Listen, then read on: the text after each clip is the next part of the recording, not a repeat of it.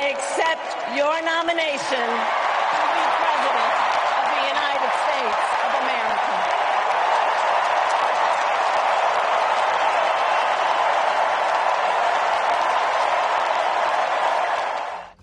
राष्ट्रपति चुनाव को लेकर अमेरिका में राजनीति चरम पर है। शिकागो में डेमोक्रेटिक नेशनल कन्वेंशन यानी कि डीएनसी के अंतिम दिन कमला हैरिस ने राष्ट्रपति पद के लिए नॉमिनेशन स्वीकार किया। इससे पहले उन्होंने दमदार भाषण दिया। जैसे ही कमला हैरिस स्टेज पर पहुंची तो लोगों ने खड़े होकर 3 मिनट तक ताली बजाकर जोरदार स्वागत किया और नारे लगाए। जैसे ही तालियां बंद हुई, हैरिस ने अपना संबोधन शुरू किया। आपको बता दें कि इतिहास में कमला हैरिस दूसरी महिला हैं जिन्हें राष्ट्रपति पद के लिए नामांकन मिला है। कमला हैरिस भाषण की शुरुआत अपने पति डग एम्फॉफ को शादी की 10वीं सालगिरह की शुभकामनाओं के साथ करते नजर आई। इसके अलावा उन्होंने अपनी भारतीय मां का भी जिक्र किया। मां को लेकर क्या कहा और अमेरिका के चुनाव में इंडियन फैक्टर क्यों इतना महत्वपूर्ण है, आपको इस वीडियो में हम बताएंगे। अमेरिका की उपराष्ट्रपति कमला हैरिस ने अपने संबोधन में समर्थकों को बताया कि आखिर उनकी मां ने उनकी परवरिश कैसे की। उन्होंने अपनी मां को एक शानदार 5 फीट लंबी भूरी महिला के रूप में डिस्क्राइब किया। उन्होंने कहा कि वो सख्त थी, एक रास्ता दिखाने वाली थी। उन्होंने हमें सिखाया कि अन्याय के बारे में शिकायत न करें, बल्कि इसके लिए आवाज उठाएं। उन्होंने हमें सिखाया कि कभी आधे अधूरे मन से कुछ भी नहीं करना चाहिए और वो खुद इसका एक उदाहरण है।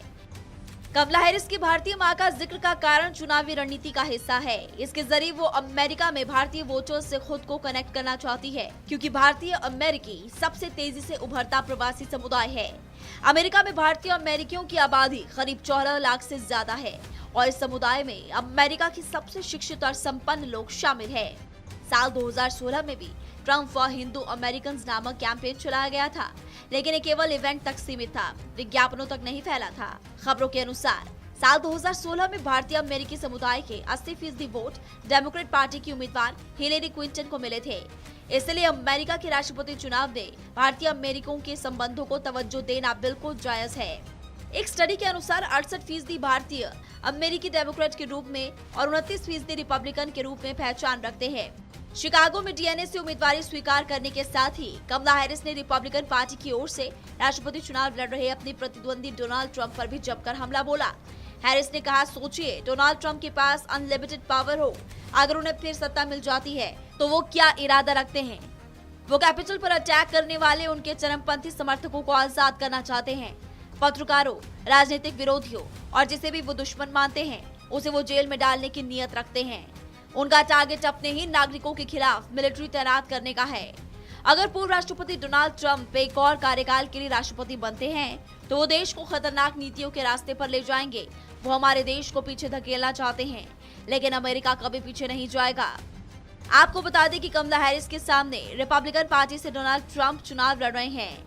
कमला हैरिस ने रिपब्लिकन पार्टी के समर्थकों को भी सीधे अपील करते हुए कसम खाई है कि वो सभी अमेरिकियों के लिए राष्ट्रपति बनेंगी, चाहे उन्हें वोट दें या ना दें। कमला ने इस राष्ट्रपति चुनाव को अमेरिका के भविष्य की लड़ाई भी बताया। वही कमला हैरिस के इन आरोपों पर डोनाल्ड ट्रंप ने कहा, उन्होंने बीते 3.5 सालों में कुछ नहीं किया, सिर्फ बातें ही की और वो अभी भी यही कर रही हैं। वो चीजों को लेकर शिकायत करती हैं, लेकिन करते कुछ नहीं है। उन्हें अपनी स्पीच रोककर वॉशिंगटन जाकर सीमाओं को ब्लॉक करना चाहिए। कमला हैरिस इजराइल से नफरत करती है। इजरायली पीएम नेतन्याहू जब अमेरिकी संसद पहुंचे थे तब वो उनसे मिली तक नहीं थी। वो कट्टरपंथी है। उनके कार्यकाल में देश का कोई फ्यूचर नहीं होगा। वो हमें 3rd वर्ल्ड वॉर की ओर ले जाएगी।